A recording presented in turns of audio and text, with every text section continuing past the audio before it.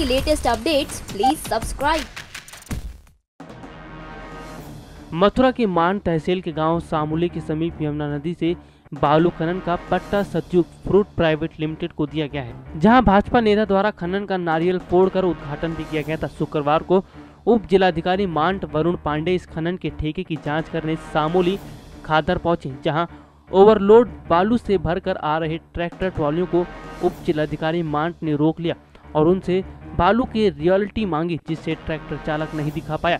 उप जिलाधिकारी ने इलाका पुलिस को बुलाकर दोनों ट्रैक्टरों को पुलिस के सुपुर्द कर दिया और कड़ी कार्रवाई के निर्देश भी दिए। उप जिलाधिकारी मांट ने मीडिया को बताया कि सामूली खादर गांव है जहां खनन का पट्टा मिला हुआ है। उन्हें जानकारी मिली थी कि बिना रॉयल्टी के यहां ट्रैक्टर ट्रॉलियों के माध्यम से ओवरलोडिंग होकर बालू का खनन होता है। वो वहां पर मौके पर पहुंचे, उन्होंने देखा कि 2 ट्रैक्टर वहां पे मौजूद थे और उन्होंने वहां पकड़ लिए, जिनके पास रॉयल्टी नहीं मिली है। दोनों को पुलिस के हवाले कर दिया उन्होंने। इनके खिलाफ कड़ी कार्रवाई भी की जाएगी। आइए अब आपको यमुना नदी का नज़ारा दिखाते हैं, कैसे खनन माफियाओं ने यमुना के कलेजे को चीर दिया है। खनन का पट्टा कहीं है और खनन यमुना नदी के कलेजे में हो रहा है। यमुना के कलेजे को चीर रहे हैं। धन्य हैं वह अधिकारी जिन्होंने यमुना नदी में खनन का पट्टा करने के बाद सीमांकन कराने का विधि जरूरत नहीं समझी और न ही कागजी कार्रवाई पूरी की।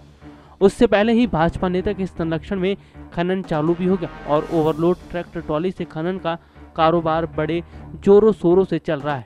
अब सवाल ये उठता है कि जिस समय खनन का टेंडर हुआ था उस समय क्या मानकों को पूरा नहीं किया गया था या कहीं किसी दबाव में अधिकारी कार्रवाई करने से डर रहे हैं। अब हम आपको उस व्यक्ति से मिलाते हैं जो टेंडर प्रक्रिया में शामिल था, जिसने टेंडर प्रक्रिया में 22 लाख रुपए की बोली लगाई थी। मीडिया के सवालों का जवाब नहीं दे पाए उप जिलाधिकारी। उनसे जब पट्टे की सीमांकन के बारे में पूछा गया तो वो जवाब नहीं दे पाए। जब उनसे स्टॉक के बारे में बात की गई तो खनन माफिया बिना प्रपत्र सी के खनन स्टॉक कर रहे हैं, तो उन्होंने कहा कि खनन स्वामी ने स्टॉक करने के लिए प्रार्थना पत्र दिया है, लेकिन अभी उन्हें स्टॉप कराने का आदेश नहीं मिला है और ना ही उन्होंने अभी स्टॉक किया है। उप जिलाधिकारी महोदय की बात पर विश्वास करके मीडिया बंधु आगे बढ़े ही थे कि दूर से एक बालू का ढेर दिखाई दिया। जब वो लोग वहां पहुंचे तो उन्होंने देखा कि खनन के दो ढेर हैं, जिनमें लगभग 2 से 3 हजार घन मीटर बालू का स्टॉक है और यमुना नदी में खड़ी है।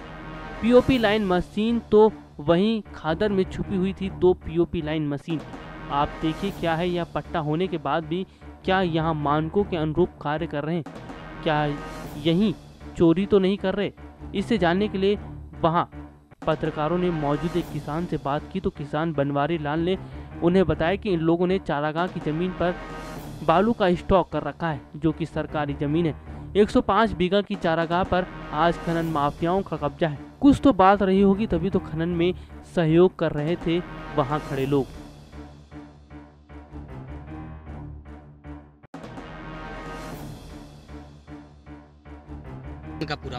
खनन का पूरा मामला ये है कि सामोली खादर पर 218/1 गाटा संख्या में 2.47 एकड़ का जो टेंडर हुआ है जी खनन के लिए 6 महीने के लिए, जिसमें कि 1 जुलाई से और 30 सितंबर तक खनन नहीं किया जा सकता है जी शासनादेश अनुसार जी।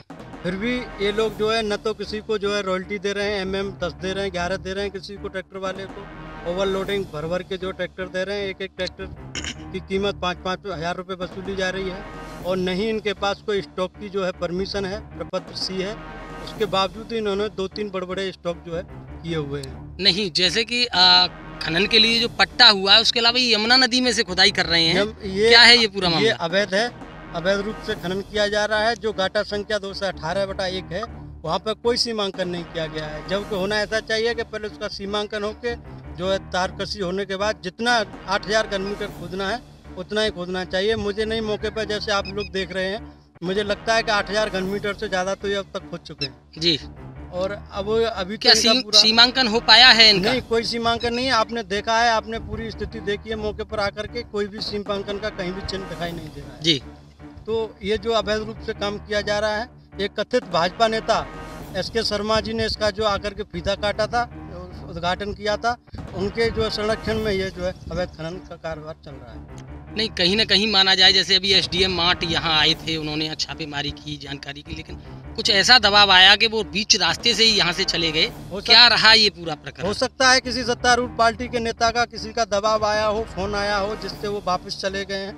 उन्होंने न तो ये कहा था उन्होंने कि स्टॉक नहीं है, जबकि हमने मौके पर देखा है तो 2 बड़े-बड़े स्टॉक इन्होंने पहले से कर रखे हैं। उन्होंने तो सीमांकन के लिए भी कहा था कि सीमांकन भी हो उन्होंने गया। सीमांकन के लिए भी कहा था कि सीमांकन करा दिया, लेकिन मौके पर हम और आप सभी हैं, कोई सीमांकन यहाँ नहीं है, कोई भी चिन्ह सीमांकन के रूप में दिखाई नहीं दे रहा। कहीं न कहीं जैसे कि समाजवादी पार्टी में पहले जो नेता थे उनके प्रारूप में यहाँ अवैध खनन का कारोबार चलता था, वही भी भाजपा सरकार में बिल्कुल ऐसा ही हो रहा है। जो समाजवादी पार्टी की सरकार में थोड़े से हाथ पकड़ के कहते हैं ना, उंगली पकड़ के पहुंचा पकड़ा जाता है, उंगली पकड़ के बीजेपी सरकार में भी पहुंचा पकड़ा जा रहा है। पूर्ण रूप से जो अवैध खनन हो रहा है और जमुना जी की छाती को छलनी किया जा रहा है। तो ये यमुना नदी के अंदर से खनन कर रहे हैं? जी हाँ, बिल्कुल। क्या इसका भी इनका परमिशन है? कोई परमिशन नहीं है, केवल एक डाटा संख्या है, उसमें 2.7 एकड़ का परमिशन है। वो भी न कोई स्टॉक की परमिशन है, न कोई ये MM10 दे रहे हैं, न MM11 दे रहे हैं। ये अभी पूर्ण रूप से जो है फर्जी। अभी 2 ट्रैक्टर भी पकड़े बताए गए हैं, क्या है? 2 ट्रैक्टर पकड़े गए हैं, उनके पास किसी के पास भी रॉयल्टी नहीं मिली है, MM10 किसी के पास नहीं मिली है। नहीं तो रॉयल्टी भी हो या सारी चीजें हो तो क्या ये ओवरलोड ले जाएंगे? नहीं ले जा सकते हैं, नियमानुसार नहीं ले जा सकते हैं, लेकिन अगर किसी संरक्षण भाजपा नेता का या सरकार का दबाव हो तो कुछ भी हो सकता है। तो इस तरीके से जो ओवरलोड चल रहे हैं ट्रैक्टर, किसी को भी जो जान ले सकती हैं, क्या? बिल्कुल, कोई भी हादसा हो सकता है और रोडों की स्थिति बहुत ही ज़्यादा खराब कर रखी है इन लोगों ने। ओवरलोड चल रहे हैं, सारे रोड तोड़ दिए गए हैं और जितने भी ये ट्रैक्टर या हाईवा डंपर जो भी चल रहे हैं, सारे के सारे ओवरलोड चल रहे हैं। इनकी तरफ प्रशासनिक अधिकारी कोई ध्यान नहीं दे रहा है। गांव के अंदर होके निकलते हैं, गांव में बच्चे, औरतें, बूढ़े, जवान सभी निकलते हैं। कभी भी कोई भी किसी भी वक्त कैसा भी बुरा हादसा हो सकता है। ये जो ज़मीन है जहाँ ये खनन का जो स्टॉक हो रहा है बालू का, किसकी ज़मीन है ये?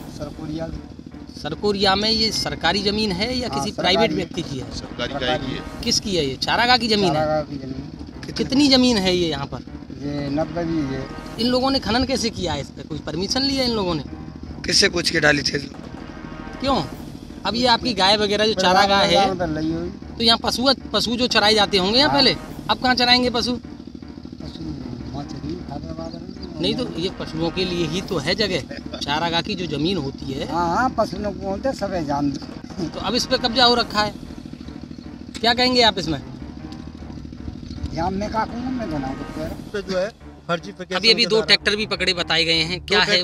2 ट्रैक्टर पकड़े गए हैं, उनके पास किसी के पास भी रॉयल्टी नहीं मिली है, MM10 किसी के पास नहीं मिली है। नहीं तो रॉयल्टी भी हो या सारी चीजें हो तो क्या ये ओवरलोड ले जाएंगे? नहीं ले जा सकते हैं, नियमानुसार नहीं ले जा सकते हैं, लेकिन अगर किसी संरक्षण भाजपा नेता का या सरकार का दबाव हो तो कुछ भी हो सकता है। तो इस तरीके से जो ओवरलोड चल रहे हैं ट्रैक्टर, किसी को भी जो जान ले सकती हैं, क्या? बिल्कुल, कोई भी हादसा हो सकता है और रोडों की स्थिति बहुत ही ज़्यादा खराब कर रखी है इन लोगों ने। ओवरलोड चल रहे हैं, सारे रोड तोड़ दिए गए हैं और जितने भी ये ट्रैक्टर या हाईवा डंपर जो भी चल रहे हैं, सारे के सारे ओवरलोड चल रहे हैं। इनकी तरफ प्रशासनिक अधिकारी कोई ध्यान नहीं दे रहा है।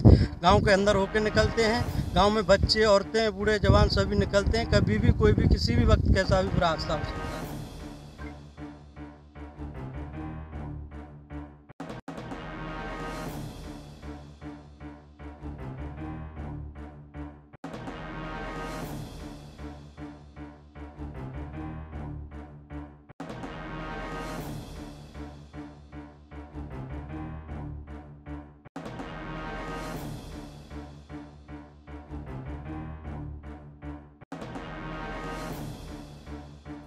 नेक्स्ट 9 न्यूज़ के लिए मथुरा से अमित भार्गव की रिपोर्ट।